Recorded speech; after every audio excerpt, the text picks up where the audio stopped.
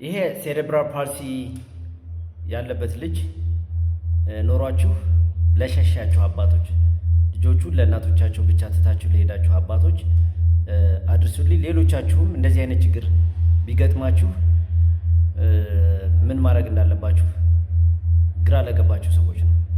ይኸውላችሁ ሴሬብራል ፓልሲ ማለት ልጆች በእናታቸው ማህፀን ውስጥ እያሉ ወይም በሚወለዱበት ጊዜ ወይም ደግሞ ከተወለዱ በኋላ በሚገጥማቸው የተለያየ ችግር ምክንያት መታፈን ይገጥማቸውና የአእምሯቸው ክፍል በቂ አየርና ምግብ ማግኘት ባለመቻሉ በልጅነታቸው በእንጭጩ ሳይዳብር ይቀጫል ማለት ነው።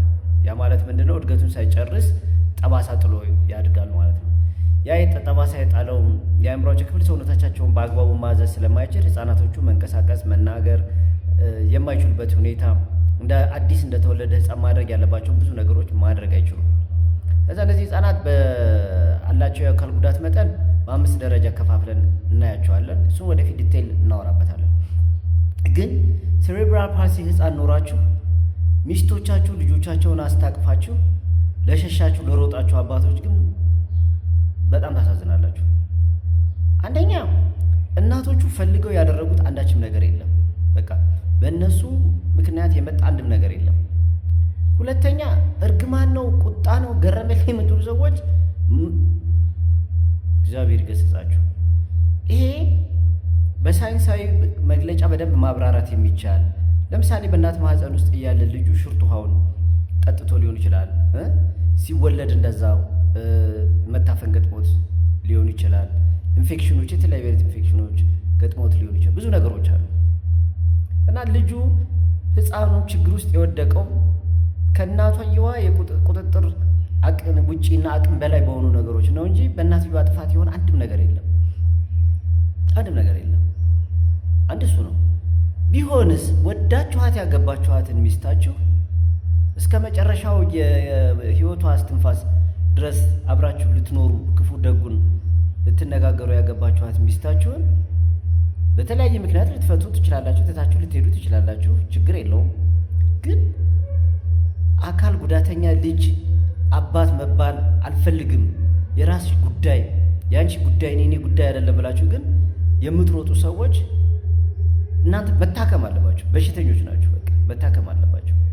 እናቶቹ በምን አይነት የአካላዊ ስነልቦናዊ፣ ማህበራዊ፣ ኢኮኖሚያዊ ቀውስ ውስጥ ሃይማኖታዊ ቀውስ ውስጥ ጭምር እንደሚያልፉ አታውቁም።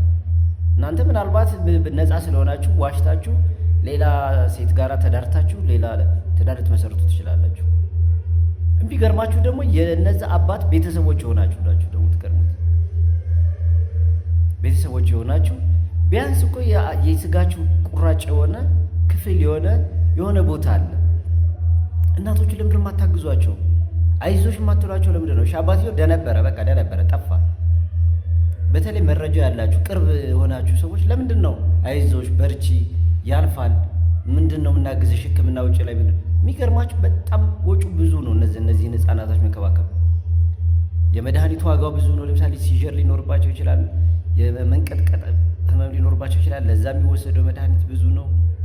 የፊዚዮቴራፒ ሕክምና ማያቋርጥ ነው። በዚህ በአጭር ቀን በ3 4 ቀን ምናምን በሳምንት በ2 ሳምንት ይዘው እድሜ ልክ ልጁ መቆም የሚችል ከሆነ መቆም እና መራመድ እስከሚችልበት የእድሜ ክፍለ ጊዜ ከዛ በኋላ ክትትል የሚያስፈልገው ሊሆን ይችላል። የቤት ውስጥ ወጪዎች አሉ፣ የቤት ኪራይ አለ፣ በጣም ብዙ። አብዛኞቹ እናቶች ደግሞ ስራ አቁመው ልጆቻቸውን የሚንከባከቡ ናቸው። ቤተሰብ ጋር ተጠግተው ባሎቻቸውን ትቷቸው ይሄዱ በጣም ብዙ ናቸው። ይህን የምላችሁ በቀን ከቀን የክሊኒክ ውሎዬ ከማየው በመነሳት ነው። እና በእምነት የምትኖሩ የሆናችሁ ሰዎች ከሆናችሁ ወዳችሁ ያገባችኋቸው ሴቶች የሆናችሁ ልጅ የምትፈልጉ የሆናችሁ ሰዎች የልጅ ፍቅራችሁን የምታሳዩት ለጤነኛ ልጃችሁ ባላችሁ እንክብካቤ አይደለም። እንደዚህ እርዳታ በሚፈልጉት አቅም በሌላቸው እገዛ በሚፈልጉት ላይ ባላችሁ ሰብአዊነት ነው የሚገለጸው እንጂ ዝም ብላችሁ ወንዶች አስቡበት። በእንደዚህ አይነት ነገር በቃ ዝም ብላችሁ እና እንደዛ አድርጉ።